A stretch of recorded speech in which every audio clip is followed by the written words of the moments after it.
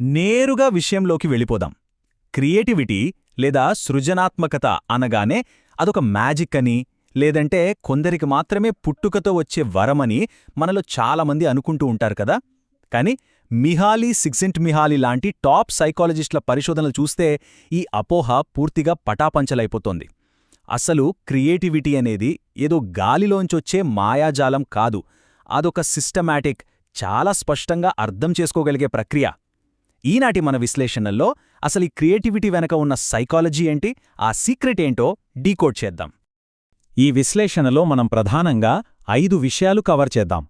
ముందుగా సృజనాత్మక వ్యవస్థ అంటే ఏమిటో డిఫైన్ చేద్దాం. ఆ తరువాత క్రియేటివ్ ప్రాసెస్లో ఉండే వివిధ దశలు, ఫ్లో వెనుక ఉన్న సైకాలజీ, సృష్టికర్తల్లో ఉండే విరుద్ధమైన లక్షణాలు, చివరిగా మన రోజువారీ జీవితంలో ఈ క్రియేటివిటీని ఎలా వాడుకోవచ్చు అనే అంశాలను వరుసగా చూద్దాం. సరే, మొదటి సెక్షన్లోకి అడుగుపెడదాం. సృజనాత్మక వ్యవస్థను నిర్వచించడం. అసలు ఒక ఐడియాని క్రియేటివ్ అని ఎప్పుడంటాం? ఇక్కడ జేపీ చాప్లిన్ చెప్పిన ఒక అద్భుతమైన మాటుంది చూడండి. ఒకరి ఆలోచనలో కొత్త సంబంధాలను వ్యక్తపరచడమే సృజనాత్మకత.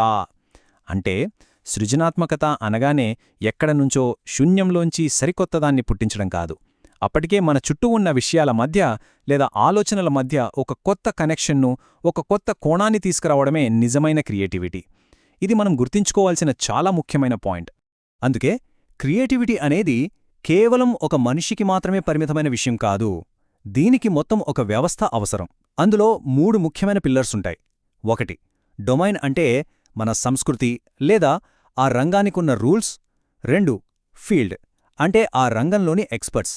ఇక 3వది కొత్తదనాన్ని తీసుకొచ్చే వ్యక్తి.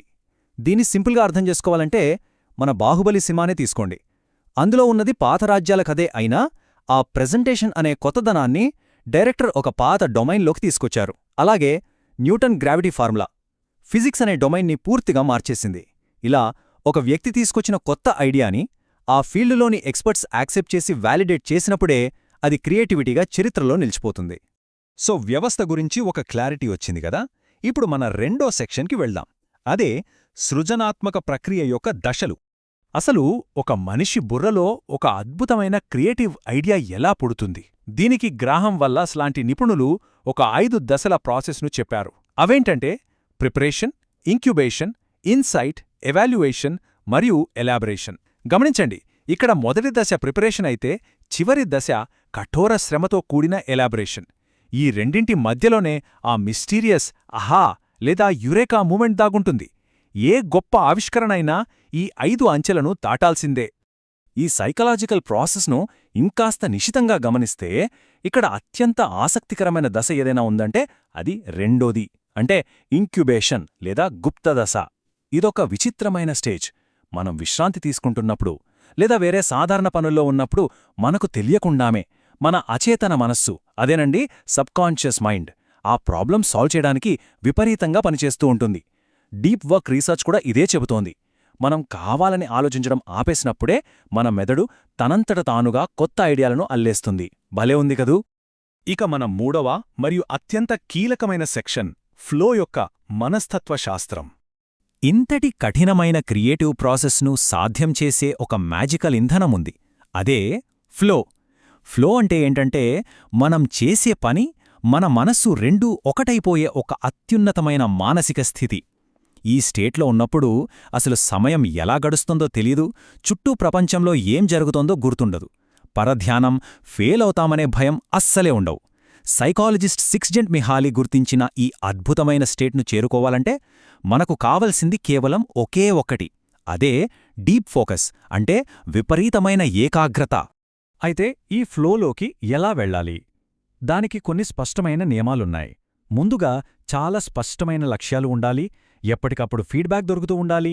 అన్నిటికంటే ముఖ్యంగా మన ముందున్న సవాలుకి, మనకున్న నైపుణ్యానికి మధ్య కరెక్ట్ బ్యాలెన్స్ ఉండాలి. ఇక్కడో సర్ప్రైజింగ్ ఫ్యాక్ట్ ఏంటంటే ఎవరైనా సరే ఈ ఫ్లో స్టేట్లో ఉన్నప్పుడు నేను చాలా సంతోషంగా ఉన్నాను అని ఫీల్ అవ్వరు. ఎందుకంటే వాళ్ళు ఆ పనిలో ఎంతలా మునిగిపోతారంటే ఆ సంతోషం గురించి ఆలోచించే టైం కూడా వాళ్లకుండదు. ఆ పని సక్సెస్ఫుల్గా పూర్తయిన తర్వాత మాత్రమే ఆ సంతోషం ఒక ఉప్పెనలా తన్నుకొస్తుంది. రైట్. ఇప్పుడు మన 4వ సెక్షన్కొద్దాం. విరుద్ధమైన సృజనాత్మక వ్యక్తిత్వం.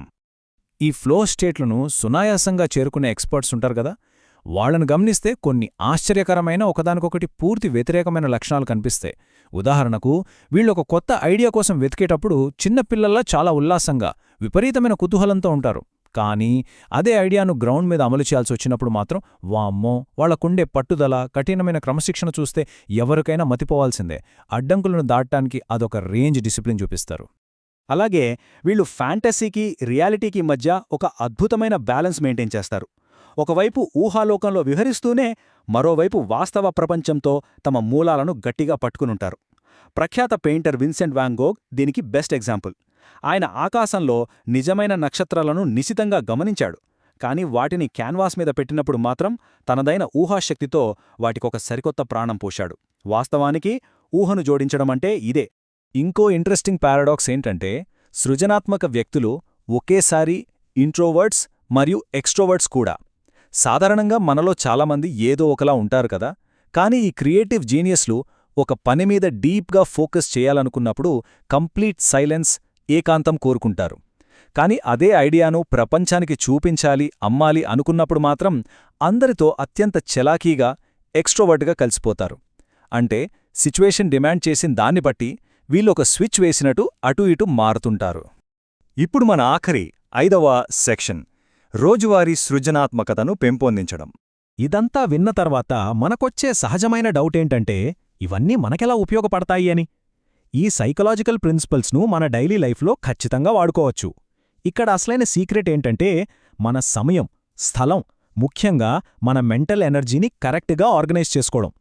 మన బుర్రని తినేసే పనికిమాలిన డిస్ట్రాక్షన్స్ నుండి మన మానసిక శక్తిని కాపాడుకోగలిగితేనే మనలో క్రియేటివిటీ బతికుంటుంది.